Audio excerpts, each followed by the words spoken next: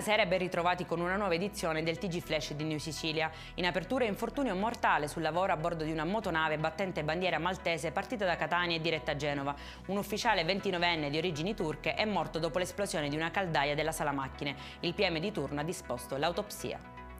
Resta in carcere il 23enne accusato di detenzione della pistola che il 21 dicembre ha ucciso Rosolino Celestia nel bagno di una discoteca a Palermo. Il Tribunale del riesame ha respinto la richiesta di scarcerazione dell'indagato. Il fratello minorenne del 23enne invece è accusato di omicidio e anche lui è detenuto. Avrebbe detto alla madre che doveva recarsi a Palermo, ma poi sarebbe sparito nel nulla. Da 6 giorni non si hanno più notizie di un 32enne scomparso da San Giovanni Gemini in provincia di Agrigento. La donna, preoccupata, ha denunciato l'accaduto ai carabinieri. Il figlio, tra l'altro, soffrirebbe di alcuni disturbi e necessiterebbe di cure e attenzioni continue. Si aprono le porte del carcere per 2 fratelli gemelli di Paternò in provincia di Catania. Erano ai domiciliari per spaccio di droga, ma ricevevano comunque pregiudicati in casa per le loro attività illecite.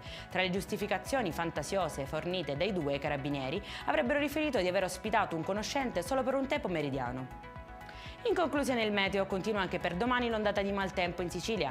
La Protezione Civile regionale infatti ha diramato allerta gialla su tutta l'isola, temperature in lieve calo. Per questa edizione è tutto, prossimo appuntamento domani alle 13:30. Buona serata!